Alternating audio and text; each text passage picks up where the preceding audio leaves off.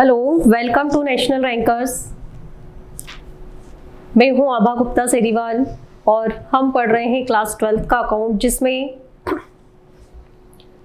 Company के अंशों का हरण और पुनः निर्गमन, इससे संबंधित न्यूमेरिकल प्रॉब्लम्स कर रहे हैं। अभी जो क्वेश्चन है हमारा, उसमें कॉल्स इन एरियर और कॉल इन एडवांस दोनों है। एक अंशधारी ने कंपनी द्वारा मांगी गई राशि का भुगतान नहीं किया और एक अंशधारी ऐसा है जो एडवांस भुगतान कर रहा है, तो उस वक्त हमें क्या एंट्री करना है। इसके लिए ये क्वेश्चन देखिए आप। क्वेश्चन है, एक लिमिटेड कंपनी के पास 10 रुपए वाले 5 लाख रुपए की नाममात्र अंश पूंजी है, जिसमें से 20,000 अंश निर्गमित किए गए। 2.5 रुपये प्रति अंश की दर से एप्लीकेशन पर, 2.5 रुपये प्रति अंश की दर से आवंटन पर, और जो बाकी के 5 रुपये बचे हैं वो कंपनी ने याचना पर, जो कि 3 महीने के बाद देय है। देय धन पूर्ण प्राप्त हो गया, लेकिन एक अंशधारी ने 250 अंशों पर आवंटन नहीं दिया और एक अन्य अंशधारी 100 अंशों पर पूर्ण देय राशि आवंटन पर ही दे दी। मतलब एक अंशधारी ने क्या करा, आवंटन की राशि नहीं दी, और दूसरे अंशधारी ने क्या करा, 100 अंशों पर आवंटन के समय ही याचना की राशि का भी भुगतान कर दिया। 250 अंश जिन पर आवंटन की राशि प्राप्त नहीं हुई थी, उनको सूचना देने के बाद जब्त कर लिया गया। जब्त तक किए गए अंशों को पुनः 6 रुपये प्रति अंश की दर से 5 रुपये प्रदत्त पर निर्गमित कर दिया गया। कंपनी की पुस्तकों में प्रविष्टियां दीजिए। कंपनी की पुस्तकों में प्रविष्टियां करने के लिए ये कॉलम बना लिए हमने। सबसे पहली जो एंट्री बनेगी हमारी, वो एप्लीकेशन की बनेगी। एप्लीकेशन पे पूरा अमाउंट मिल चुका है, तो जैसे अपन नॉर्मल कंडीशन में एंट्री करते हैं वैसे ही हमको एंट्री बनाना है, इसमें किसी तरह का कोई चेंज नहीं होगा। तो जो फर्स्ट एंट्री बनेगी हमारी, वो बन जाएगी bank account debit.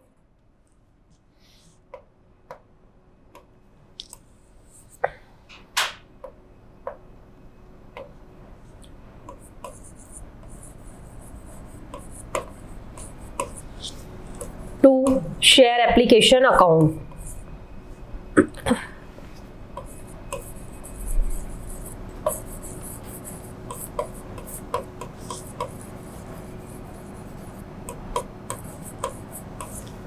To share application account 50,000 रुपए से 2.5 रुपये के हिसाब से 20,000 अंशों की राशि हो जाएगी 50,000, और नरेशन हो जाएगा बीइंग एप्लीकेशन मनी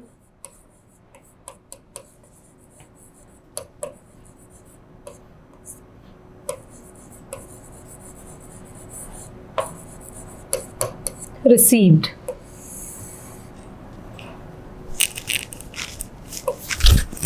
अब इसको ट्रांसफर कर देंगे। Share application account DR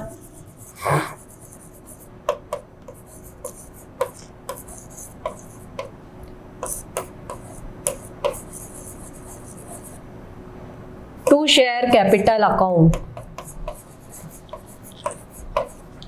50,000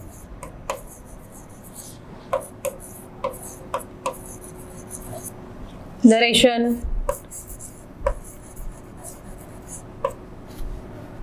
being application money transferred.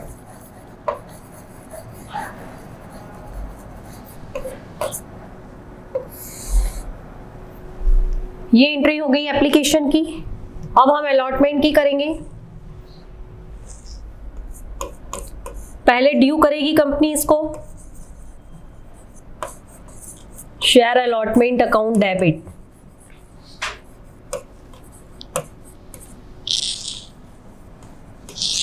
To share capital account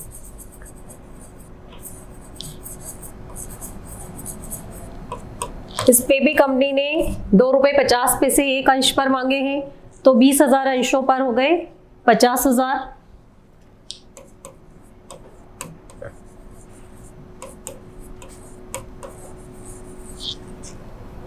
narration being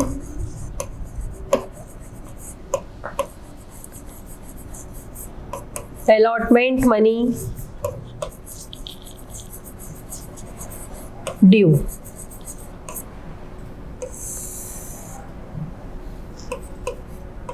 fourth entry जब हम इसकी करेंगे तो उसमें जो कॉल इन एडवांस है उसको भी शामिल करेंगे और जो कॉल्स इन एरियर है उसका अमाउंट माइनस कर देंगे। तो ये एंट्री बनेगी हमारी बैंक अकाउंट डेबिट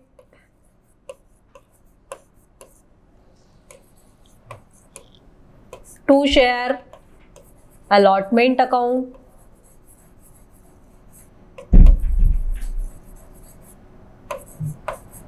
और to call in advance account.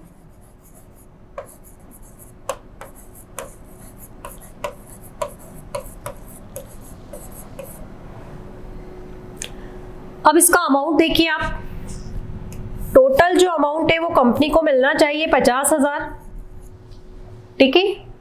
लेकिन 50,000 में से एक जो अंशधारी है जिसके पास 250 अंश है उसने क्या करा, आवंटन की राशि का भुगतान नहीं किया, तो उसको उसमें से माइनस कर देंगे। आवंटन पे कंपनी ने कितने मांगे हैं, 2.5 रुपये मांगे हैं, तो 25 और इसका 2.5 से मल्टीप्लाई किया तो टोटल अमाउंट होता है इसका 625 रुपये। तो वो हमको माइनस करना पड़ेगा, -625।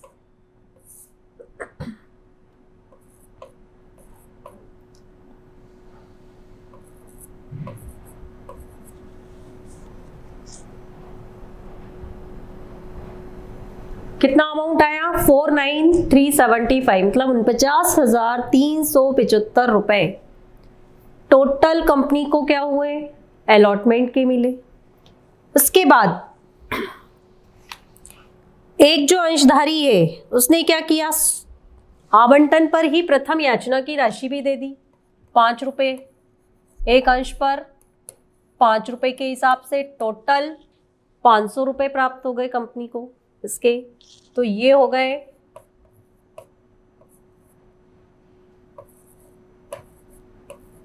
49,875 रुपये टोटल जो कंपनी को प्राप्त हुए, वो यहाँ पर लिख देंगे हम 50,875 रुपये बैंक में हो जाएंगे, और कॉल इन एडवांस में 500 रुपये हो जाएंगे, और शेयर अलॉटमेंट पे हो जाएंगे 49,375 रुपये, और यहाँ पर हो गए 500 रुपये। नरेशन बीइंग allotment money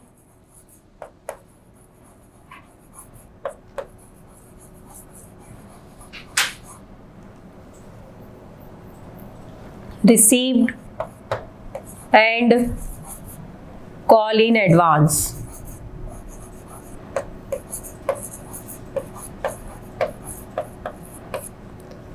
ये हो गई हमारी अलॉटमेंट की एंट्री।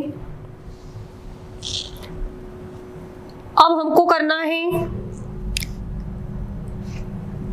अंशों के हरण की एंट्री, क्योंकि जो प्रथम याचना है वो कंपनी के द्वारा अभी की नहीं गई है, कंपनी 3 महीने के बाद उसको मांगेगी। तो जिस अंशधारी ने आवंटन की राशि का भुगतान नहीं किया था, कंपनी ने क्या करा, उसके अंशों को हरण कर लिया। तो अब हम अंश के हरण की एंट्री करेंगे। जब भी अंशों का हरण होगा आपको शेयर कैपिटल अकाउंट को डेबिट करना है, तो एंट्री हमारी बन जाएगी शेयर कैपिटल अकाउंट डेबिट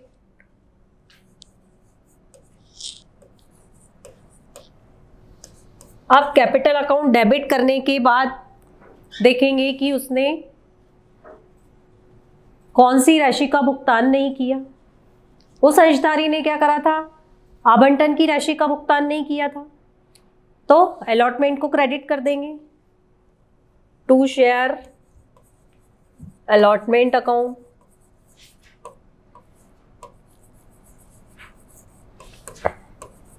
और टू शेयर फॉरफीटेड अकाउंट।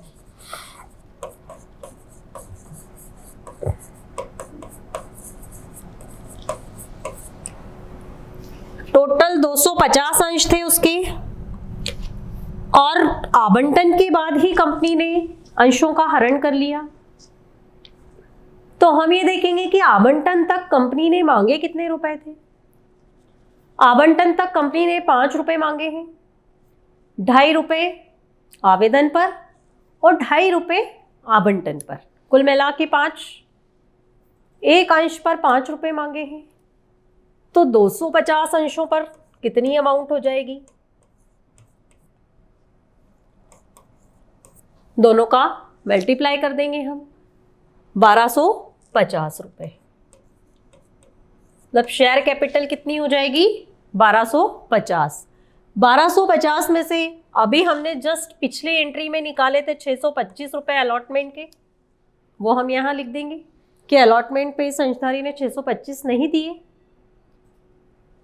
625 तो उसने अलॉटमेंट के नहीं दिए 2.5 रुपए के हिसाब से, लेकिन 2.5 रुपए के हिसाब से 625 रुपए वो आवेदन पे कंपनी को दे चुका था। तो जो 625 रुपए वो कंपनी को दे चुका था, वो राशि उसकी क्या होगी? जब्त हो जाएगी। जब्त हो जाएगी मतलब शेयर फोरफिटेड अकाउंट में आ जाएगी। नरेशन बीइंग 250 शेयर्स फोरफिटेड, मतलब कंपनी ने 250 अंशों का हरण किया। अब इन अंशों को कंपनी ने पुनः निर्गमित कर दिया। तो पुनः निर्गमित करते समय कंपनी ने क्या कहा कि 6 रुपए पे उसको पुनः निर्गमित किया। तो यहां पर हम लिख देंगे बैंक अकाउंट डेबिट, रीइश्यू की एंट्री है ये हमारी 6th नंबर की। Bank account debit to share capital account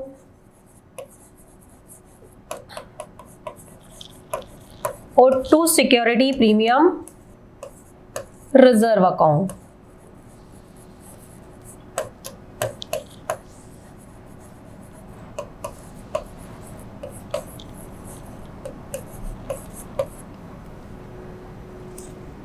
अब ये जो अंश इसने हरण किए हैं कितने थे? दो टोटल 250, है ना? 250 अंश थे और पूरे के पूरे उसने क्या करे? पुनः निर्गमित कर दिए। कितने में? 6 रुपए के एक शेयर के हिसाब से इंटू 6, टोटल 1500 रुपए कंपनी के पास आ गए। अब ये जो 1500 रुपए हैं ये हमें डिफाइन करना है कि इसमें से शेयर कैपिटल कितनी है उसकी और सिक्योरिटी प्रीमियम कितना है। तो आप देखिए कि जब इसने अंश हरण किए थे तो कितने के थे? ये 1250 के थे शेयर कैपिटल। तो अभी भी शेयर कैपिटल कितनी रहेगी उसकी? 1250 ही रहेगी। बाकी का जो दोनों का डिफरेंस बचेगा वो सिक्योरिटी प्रीमियम में चला जाएगा। यूं भी अगर आप देखें तो 5 रुपए वाला शेयर कंपनी ने 6 रुपए में निर्गमित किया, मतलब 1 रुपए प्रीमियम मान लेंगे हम। 1 रुपए प्रीमियम है एक अंश पर, तो 250 अंशों पे 250 रुपए हो गए। इस तरीके से भी आप कर सकते हैं इसको, और इसमें से माइनस करके भी आप इस अमाउंट को निकाल सकते हैं। अब इसका नरेशन लिख देंगे, बीइंग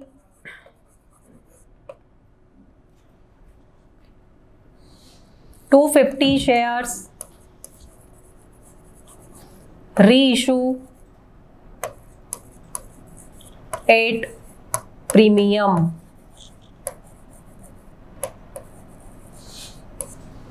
ये तो हो गई हमारी रीइश्यू की entry.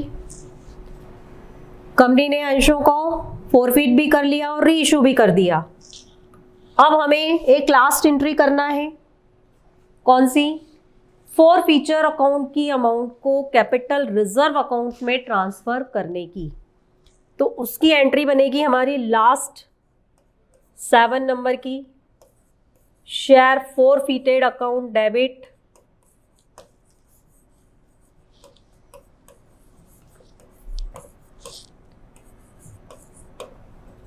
To capital reserve account.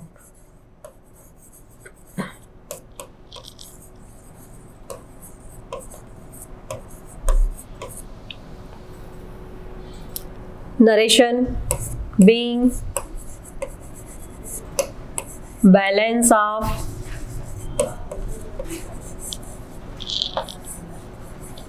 forfeited account transferred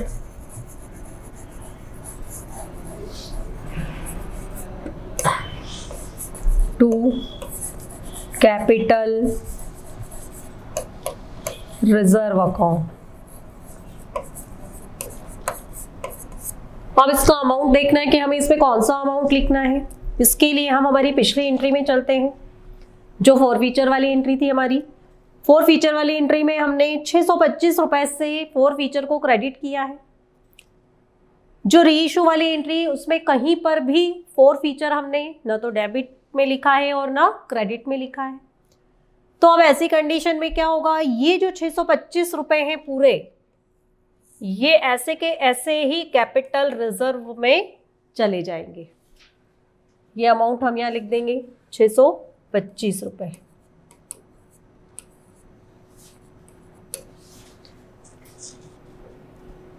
ये एंट्री हमारी कंप्लीट हो गई और इस एंट्री के साथ ही ये क्वेश्चन भी हमारा कंप्लीट हो गया।